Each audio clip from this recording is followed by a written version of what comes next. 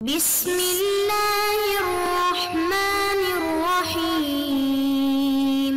اعوذ باللہ من الشیطان اللعین الرجیم بسم اللہ الرحمن الرحیم وبہ نستعین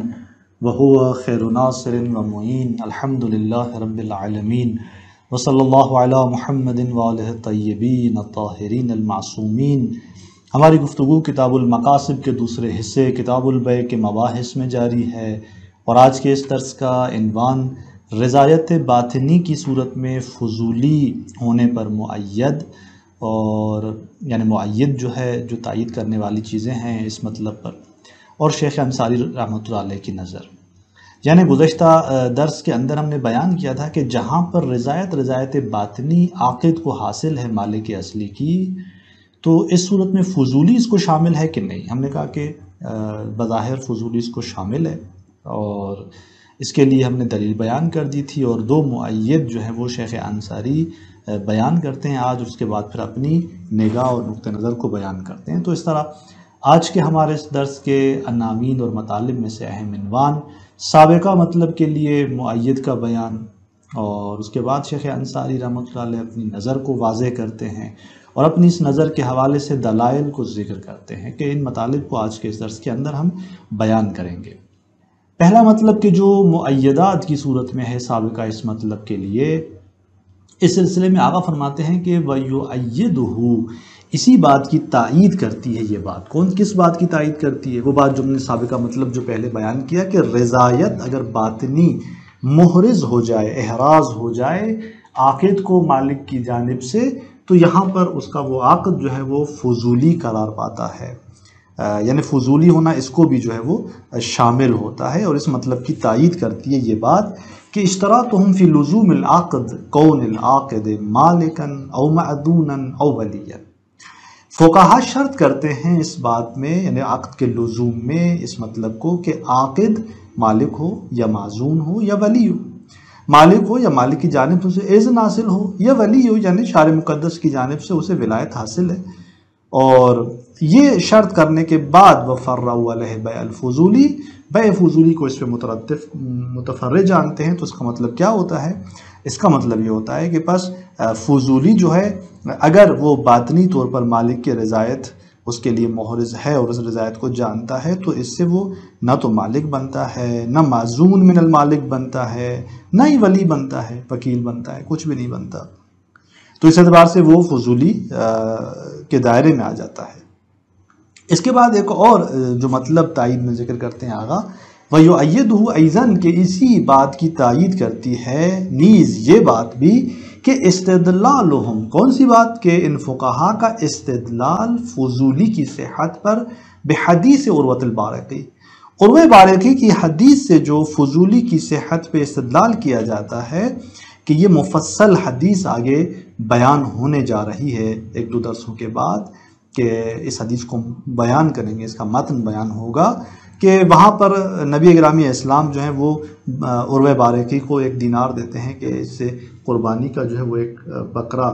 خرید کرے، اور وہ جاتا ہے 2 بکرے خرید کرتا ہے، بہرحال پھر بیچ میں 1 بکرے کو بیچ دیتا ہے اور اس کا ثمن لے آتا ہے، یعنی وہی 1 دینار میں 1 بکرے کو بیچ دیتا ہے، تو 1 ہی دینار اور 1 ہی بکرے کے ساتھ وہ پیغمبر گرامی اسلام کے پاس پلٹ آتا ہے۔ اب آپ دیکھیں کہ یہاں پر کس طرح وہ تصرفات کر رہا ہے، یعنی 2 بکرے اس نے خریدے، 1 کو پھر بیچا، یہ جو قبض و اقباض کیا، یہ جو بیچا، یہاں پر فضولی کی صحت پہ ایک جو استدلال کیا جاتا ہے، آگے دلائل بیان ہوں گے، وہ یہ حدیث عروہ بارقی ہے کہ اس سے استدلال کیا جاتا ہے، جبکہ ما ان ظاہر علمہ برضا النبی صلی اللہ علیہ وآلہ وسلم بما یفعلہ، اس کے باوجود کہ بظاہر وہ جانتا ہے کہ یعنی اس کو علم حاصل ہے نبی گرامی اسلام کی رضایت کا اس عمل کی نسبت جس کے وہ انجام دیتا ہے، یعنی وہ باطنی طور پہ نبی گرامی اسلام کی رضایت باطنی کو جانتا ہے، اس کے لیے محرز ہے،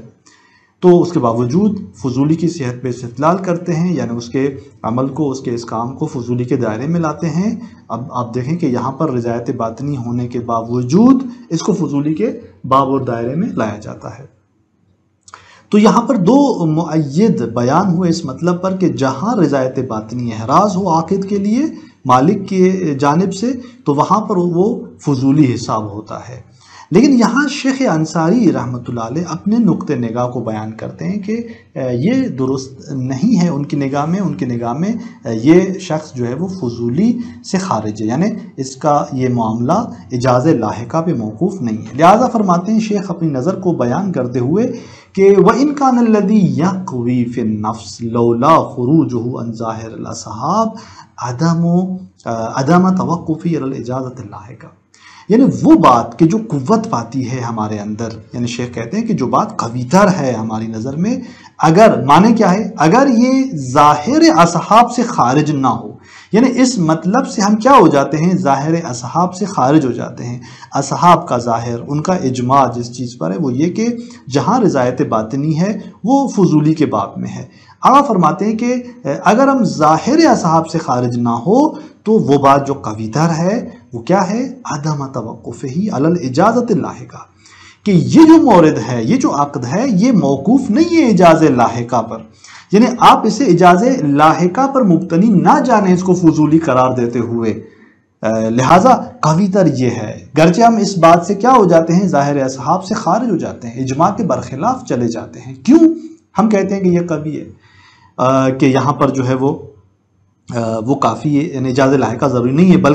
بل یکفی فیہ رضا المالک المقرون بالعقد، بلکہ یہاں پر کفایت کرتی ہے مالک کی وہ رضایت کہ جو عقد کے ساتھ مقرون ہے، یعنی وہ جو مالک راضی ہے اور باطنی طریقے سے اپنے اندر میں راضی ہے اس عقد کی نسبت، یہی کہ جب وہ عقد انجام پاتا ہے اور مالک اپنے اندر اس کی نسبت رضایت رکھتا ہے تو یہی کافی ہے۔ سواء علم بہ العاقد، چاہے وہ عاقد اس سے آگاہ ہو، او انکشف بعد العقد حصولہ ہی نہ ہو، یا منکشف ہو عقد کے بعد مالک کی وہ رضایت اس عقد کے وقت، یعنی بعد میں منکشف ہو کہ مالک عقد کے وقت کیا تھا، راضی تھا، یا آقا فرماتے ہیں کہ اولم ینکشف اصلا، یا اس کی وہ رضایت اصلا منکشف ہی نہ ہو، واضح ہی نہ ہو۔ تو یہاں پر آقا فرماتے ہیں کہ دیکھیں وہ رضایت کہ جو مالک اپنے اندر رکھتا ہے عقد کی نسبت، یہی کافی ہے، یعنی اس رضایت کا وہی وجود واقعی، یعنی دوسرے الفاظ میں کفایت کرتا ہے اس عقد کو فضولی سے خارج کرنے میں۔ یہاں اصلا نہ تو اس رضایت کا وجود علمی ضروری ہے نہ انکشافی ضروری ہے، کہ ایک تو عاقد عالم ہو، یہ وجود علمی رضایت کا ضروری نہیں ہے، یا یہ کہ بعد میں منکشف ہو، یہ بھی ضروری نہیں ہے، یہی کہ پس وہ اپنے اندر عقد کی نسبت رضایت رکھتا ہے، کفایت کرتا ہے۔ اب جب وہ اپنے اندر عقد کی نسبت راضی ہے تو پس فیجب علی المالک، یہاں مالک پر واجب ہے، فی ما بینہ و بین اللہ تعالی، اس کے اپنے اور پروردگار کے درمیان، امضاء ما رضی بہ، یعنی نافذ کرنا، صحیح جاننا، جاری کرنا اس چیز کو جس کی نسبت وہ راضی ہے، عقد کے وقت راضی تھا، و ترتیب الاثار علیہ، یعنی یجب المالک، مالک پر واجب ہے کہ وہ بینی و بین اللہ، چونکہ راضی تھا عقد کی نسبت اپنے اندر، لہٰذا بینی و بین اللہ کیا کرے، اسی عقد کی نسبت امضا کرے اور اسے جاری جانے، اس کو نافذ کرے، اور آثار کو عقد کے لزوم وغیرہ کے وہ اس پر مترتب جانے۔ بس واضح ہوا کہ رضایت کا واقع میں ہونا اس عقد کے وقت کافی ہے کہ وہ فضولی سے خارج ہو جائے، اجاز لاحقہ کی ضرورت نہ رہے، چاہے عاقد اس کی نسبت آگاہ ہو، چاہے عاقد کے لیے بعد میں منکشف ہو، چاہے اس طرح منکشف نہ ہو۔ یہ شیخ انصاری رحمۃ اللہ علیہ کی نظر ہے یہاں پر۔ بس اصحاب اس بات کے قائل تھے کہ جہاں رضایت باطنی ہے وہ دائرہ فضولی میں ہے، شیخ انصاری فرماتے ہیں کہ نہیں، استنباط جو ہے ہمارا، اجتہاد ہمارا، وہ بتاتا ہے، وہ اس نتیجے میں پہنچتا ہے کہ جہاں رضایت باطنی ہے مالک کی اس عقد کی نسبت، یہ مورد حتیٰ اگر عاقد کو علم حاصل نہ ہو یا بعد میں منکشف ہی نہ ہو تو یہ عقد درست ہے، مالک کا وظیفہ ہے کہ وہ آئے، وہ ترتیب اثر دے اس عقد کے حوالے سے۔ دلائل کیا ہیں شیخ انصاری کے؟ اب یہاں پر شیخ انصاری رحمۃ اللہ علیہ اس سلسلے میں دلائل بیان کرتے ہیں کہ لعموم وجوب الوفاء بالعقود، چونکہ آپ دیکھتے ہیں کہ اوفو بالعقود سے ہم عموم کا استفادہ کرتے ہیں، کہ یہ جو عموم ہے اوفو بالعقود کا کہ اپنے عقد کی نسبت وفا کرو، یہ عمومیت رکھتا ہے، اس مورد کو بھی شامل ہے کہ جہاں پر مالک اپنے اندر میں راضی اس عقد کی نسبت، اور اس عموم سے واضح ہوتا ہے کہ اجازہ لاحقہ کی ضرورت نہیں ہے۔ وقولہ تعالی، اس طرح پروردگار کا یہ قول کہ الا ان تکون تجارتا عن تراض، کہ مگر یہ کہ وہ کیا ہو جائے، تجارت اور انتراز ہو، کہ وہاں پر وہ اکل مال بالباطل نہیں ہوگا، تجارت ہو اور انتراز ہو، یہاں پر معاملہ واقع ہو رہا ہے تجارت ہے، اور پھر تراز ہے جو کہ مالک ادھر سے وہ مشتری مثلا چیز کے حوالے سے رقم دے رہا ہے اور ادھر سے عاقد کے اس عقد کی نسبت مالک راضی ہے، تو ترازی حاصل ہے یہاں پر، اور ملاک بھی جو ہے جو یہاں پر عقد کے حوالے سے ہے یعنی حلیت کا وہ حاصل ہو جاتا ہے۔ پھر ایک اور دلیل یہاں پر وَلَا يَحِلُّ مَالُ امْرُئٍ مُسْلِمٍ إِلَّا عَنْ طِيبِ نَفْسِهِ، حلال نہیں ہے کسی بھی مسلمان شخص کا مال اس میں تصرف کرنا مگر اس کے طیب نفس سے، مگر اس کی رضایت سے، اور یہاں پر یہ جو ملاک حلیت ہے وہ یہاں پہ ہمارے لیے کیا ہے، حاصل ہے۔ تو یہاں پر جب موجود ہے یہ ملاک تو بس یہاں پر ہم نہیں کہہ سکتے کہ اجاز لاحقہ پر یہ عقد جو ہے وہ کیا ہے، موقوف ہے۔ پھر فرماتے ہیں کہ وَمَا دَلَّ عَلَىٰ أَنَّ عِلْمَ الْمَوْلَىٰ بِنِكَاحِ الْعَبْدِ وَسُقُوطِهِ اقرار منه، اور اسی طرح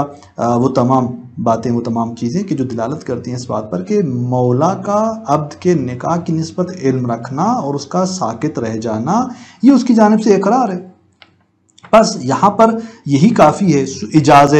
قولی جو ہے وہ اگر لازم ہوتی تو پھر ہم یہاں پر کہتے کہ اس کا یہ سکوت کافی نہ ہوتا،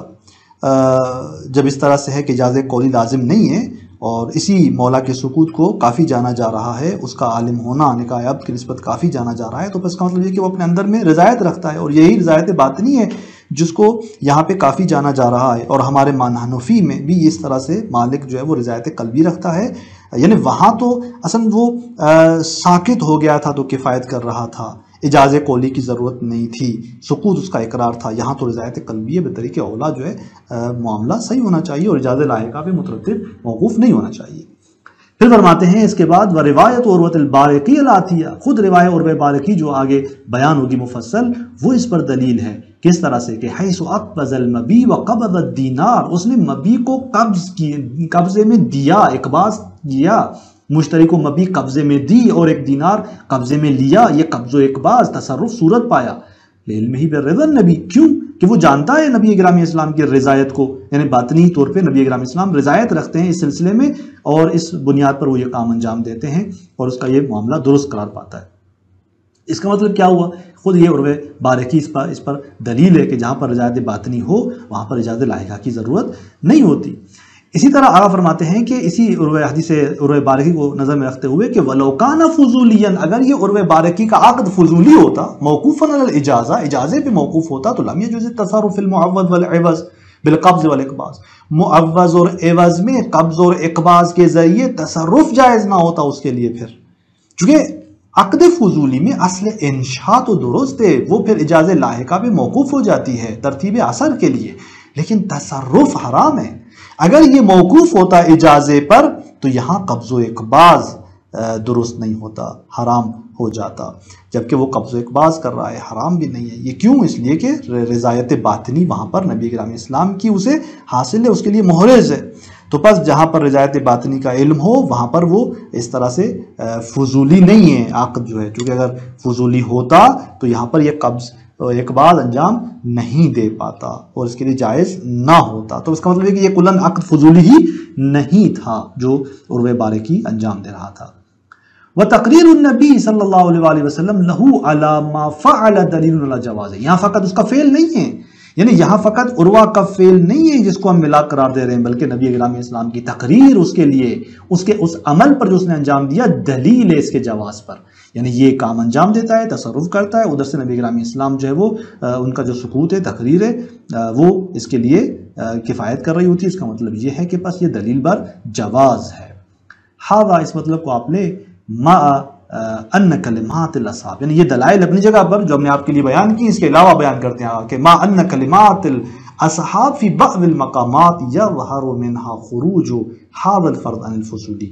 بعض مقامات میں علماء کے جو کلمات ہیں ان سے واضح ہے، ظاہر ہے اس فرض کا فضولی سے خارج ہونا، یعنی ان کے کلمات سے روشن ہوتا ہے کہ یہ مطلب درواقع فضولی سے کیا ہے، خارج ہے، اور یعنی یہ مطلب فضولی سے خارج ہے، وعدم وقوفہ علی الاجازہ، واضح ہوتا ہے ان سے خروج اور اس کا موقوف نہ ہونا اجازے پر۔ نمونہ کیا ہے اس کا؟ مثل قولہم فی الاستدلال علی الصحہ، جیسے ان فقہا کا قول صحت پر استدلال میں یہ کہنا ان کا کہ ان شرائط کلہا حاصلۃ الا رضا المالک، وہ کہتے ہیں کہ تمام کے تمام شرائط جو ہیں وہ یہاں پر حاصل ہیں سوائے مالک کی رضایت کے. یعنی جب وہ فضولی کی اس بیع کو صحیح قرار دیتے ہیں تو کیا کہتے ہیں تمام کے تمام شرائط جو ہیں یہاں پر حاصل ہیں، اگر کچھ نہیں ہے تو وہ مالک کی رضایت یہاں پہ نہیں ہے. بس ملاک رضایت مالک ہے جو اس فضولی کو خارج کر سکتا ہے فضولی ہونے سے. اور ہم یہاں پر مان حنفی میں دیکھ رہے ہیں کہ یہاں پر تو ہمارے لیے وہ رضایت جو ہے وہ موجود ہے، وہ جانتا ہے. لہٰذا اس اعتبار سے آقا فرماتے ہیں کہ ان کلمات سے واضح ہے کہ یہ مورد جو ہے وہ اس فضولی سے خارج ہے. یا فرماتے ہیں کہ وقولہم، ان کا یہ قول کہ ان الاجازۃ لا یکفی فیہا سکوت، اجازے میں سکوت کفایت نہیں کرتا. کیوں؟ لأنہ اعم من الرضا، جو کہ یہ سکوت رضا سے اعم ہے. یعنی اس کا مطلب کیا ہے؟ ہمارے لیے رضا احراز ہونی چاہیے، رضا جو ہے وہ احراز ہونی چاہیے. اگر وہ طرف ساکت ہو جاتا ہے، سکوت چونکہ عام رضا ہے، رضایت کے لیے قرینہ اور امارہ نہیں قرار پاتا، یہیں سے بات واضح ہو جاتی ہے. بس ملاک رضایت مالک ہے، اس کا سکوت کفایت نہیں کرتا. اجازہ قولی لازم ہے تاکہ وہ رضایت مالک احراز ہو جائے. اب جہاں پر مالک کی اس اجازہ قولی کے بغیر اگر رضایت اس کے لیے محرز ہو جاتی ہے تو پھر آگے اجازہ لائقہ کی ضرورت نہیں ہوتی، چونکہ ملاک ہی رضایت ہے، بس اس کا احراز ہونا ہے، احراز ہو جائے. قولی بھی اس لیے تھا کہ وہ رضایت احراز ہو جائے، اگر اس کے علاوہ احراز ہو رہی ہے تو کافی ہے. وَنَحْوِ ذَلِكَ، اور اس کے علاوہ اور بہت سارے ان کے جو فقہا کے کلمات ہیں وہ ان سے استدلال کیا جا سکتا ہے، ان سے اس بات کو واضح کیا جا سکتا ہے. اس کے علاوہ مزید جو ہے وہ اسی مطلب کے حوالے سے شیخ انصاری کچھ نکات رکھتے ہیں، مزید اس کو اور ثابت کرنے کے لیے کچھ نکات کے ذریعے واضح کرتے ہیں، جس کو اگلے درس کے اندر انشاءاللہ ان باقی ماندہ نکات کو بیان کریں گے. اور اس کے بعد فضولی کے حوالے سے نئے مطلب کو کہ اس مطلب کے اتمام کے بعد جو موارد اور جو فضولی کی صورتیں ہیں وہ بیان کرتے ہیں، اور اس کے اندر ہم ان صورتوں کے احکامات کی طرف بڑھیں گے. والسلام علیکم ورحمۃ اللہ وبرکاتہ.